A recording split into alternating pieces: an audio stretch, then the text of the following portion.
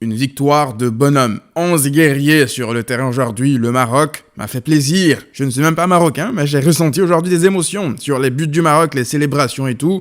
C'était incroyable. Déjà, je suis à fond de base derrière les pays africains, mais ce soir, j'étais à fond derrière le Maroc parce qu'il méritait amplement cette victoire. Bonjour à toutes et à tous, bienvenue pour ce nouveau débrief. Alors, je tiens déjà à remercier le peuple marocain. Pourquoi? Parce que moi, en tant que fan du Barça, ils m'ont offert des images qui me font plaisir. Ces images-là de Thibaut Courtois, pour moi, c'est du miel. Ça, je le déguste avec gourmandise, sans aucune modération. Donc, merci les frérots marocains. Moi, voir Thibaut Courtois comme ça, j'espère le voir comme ça tout le temps. Et là, c'est le Barcelonais en moi qui parle. Donc voilà, victoire du Maroc 2-0 face à la Belgique, qui n'est pas n'importe qui en face. Mais le Maroc, je l'avais dit lors de la vidéo avant le début de cette Coupe du Monde, que le Maroc et le Sénégal, pour moi, ont les équipes qui ont le potentiel de faire quelque chose dans cette Coupe du Monde, qui ont le potentiel en tout cas d'aller le plus loin possible dans cette Coupe du Monde, même si le Maroc avait perdu Amin Harit malheureusement avant le début de la Coupe du Monde, mais ce soir on n'a pas ressenti ça, du moins en deuxième mi-temps, parce qu'en première mi-temps c'était un peu plus compliqué, la Belgique a maîtrisé, avait la possession, mais même si voilà, ils se créaient pas énormément d'occasions, ils ont eu une occasion par-ci par-là, j'ai senti un Eden Hazard quand même assez en jambes, d'ailleurs ça m'a quand même étonné que Roberto Martinez le sorte, lui, je sais pas pourquoi Batshuayi est resté plus longtemps que lui sur le terrain par exemple, parce que Eden Hazard il avait l'air en jambes, même si les Marocains avaient un pressing à 2, à 3 constamment sur lui, ça l'a beaucoup gêné et pourtant il a réussi à se défaire parfois de manière ponctuelle du marquage des Marocains pour essayer de créer du danger. Bref, ça n'a pas suffi parce que le Maroc a répondu présent, le Maroc a été solide. Je me rappelle que d'une seule grosse parade, vraiment grosse parade de Mounir durant ce match, en dehors de ça, il a été globalement assez calme. Et on peut pas dire la même chose du côté de Courtois de l'autre côté. Donc voilà, le Maroc a été solide. La charnière Saïs-Aguerd, elle m'a quand même assez bluffé. C'est quand même deux gauchers. C'est quand même assez particulier de voir une charnière centrale composée de deux gauchers comme ça. Mais ils se complètent assez bien. Ce sont des joueurs qui ont réussi à gérer les ballons aériens, qui ont été quand même assez alertes et qui ont été surtout vigilants pour contrer que ce soit les frappes de Kevin De Bruyne qui a été lui méconnaissable ce soir. Ils l'ont éteint. Ils ont éteint Kevin De Bruyne, je ne l'ai pas du tout reconnu. Et c'est pas uniquement ça, c'est pas uniquement, je veux dire, le travail de la charnière centrale, mais c'est également un boulot collectif. Parce que j'aimerais parler d'un joueur qui m'a quand même assez surpris aujourd'hui. Et ça va paraître drôle, parce que moi qui ne suis pas un suiveur régulier du Maroc, je voyais le nom Amrabat à chaque fois passer comme ça. Ben moi, dans ma tête, c'était Nordin Amrabat. Parce que moi, c'est Nordin Amrabat que je connais dans ma tête, dans mes souvenirs. C'est lui que j'ai toujours connu avec le Maroc.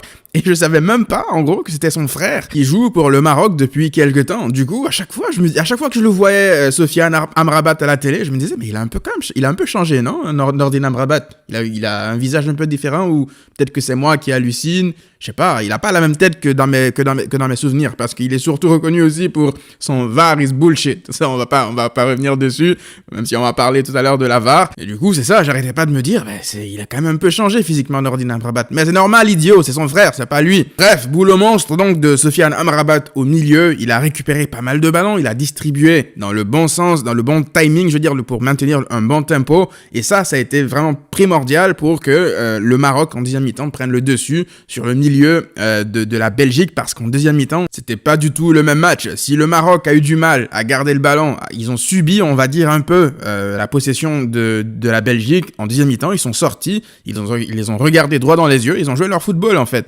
Et Nordin, je dis toujours à la Nordin, ça me sort pas de la tête. Sofiane Amrabat, il n'y est pas pour rien. Il n'est pas le seul, bien sûr. Le milieu complet du Maroc a été au niveau. Et là, pour le coup, on va parler des individualités, certaines individualités qui m'ont vraiment bluffé aujourd'hui. On va commencer par Sofiane Boufal. Quel joueur!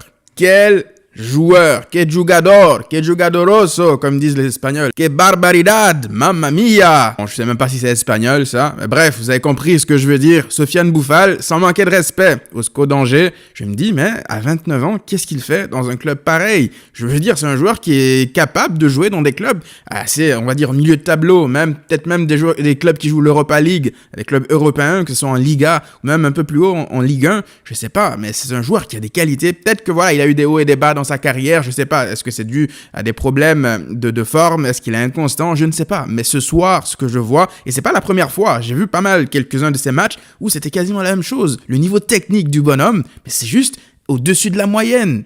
Sur le but refusé du Maroc, sur le coup franc de Ziyech, la transversale du gauche, son mauvais pied qu'il envoie de l'autre côté du terrain comme ça à Ziyech, mais le niveau technique qu'il faut avoir pour réussir à envoyer ce type de ballon avec son mauvais pied, son pied le moins fort, je veux dire, mais il est complètement malade, il est taré ce mec. Donc voilà, ça n'a pas été que ça. Durant tout le match, c'était des contrôles orientés pour pouvoir éliminer. Au bout d'un moment, il fait une feinte de corps avant de frapper, ça passe pas très loin du but de Courtois. Sur la feinte de corps, le défenseur, je sais pas si c'était Meunier, bref, il a dit au défenseur, allez toi, va là-bas, va m'acheter des frites à Molenbeek, va voir si j'y suis.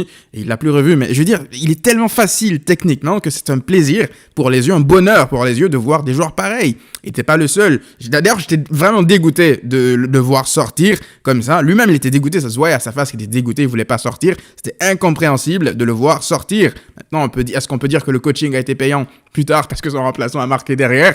Je sais pas, mais voilà, des joueurs comme ça, ils doivent jouer beaucoup plus longtemps que ça. Et de l'autre côté, comment ne pas parler de Ziyech? Franchement, lui aussi, quel match! Techniquement, ses contrôles de balle, lui aussi avait souvent 2-3 joueurs sur lui, le marquage était vraiment serré sur lui, et pourtant, il se démenait pour essayer de sortir de ce marquage assez serré, avec des passements de jambes, des crochets comme ça. C'était l'un des joueurs les plus entreprenants du Maroc, et sur le deuxième but, ce qu'il fait, crochet, passement de jambes, accélération, passe en retrait, et il a tout fait en fait. Sur cette action-là, c'est masterclass Ziyech, franchement. Et durant le but refusé, il y a eu beaucoup de débats. Est-ce que le but aurait dû être refusé?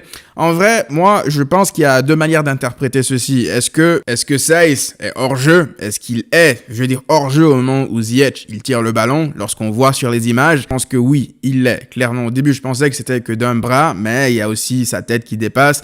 Donc, sur ce point-là, oui, il serait hors-jeu. Maintenant, l'autre question, l'autre manière de voir la chose, c'est est-ce qu'il fait réellement action de jeu? C'est-à-dire que est-ce qu'il est réellement sur la trajectoire pour déstabiliser Courtois? Ça, c'est un autre débat. Je vous laisserai discuter de ça dans les commentaires.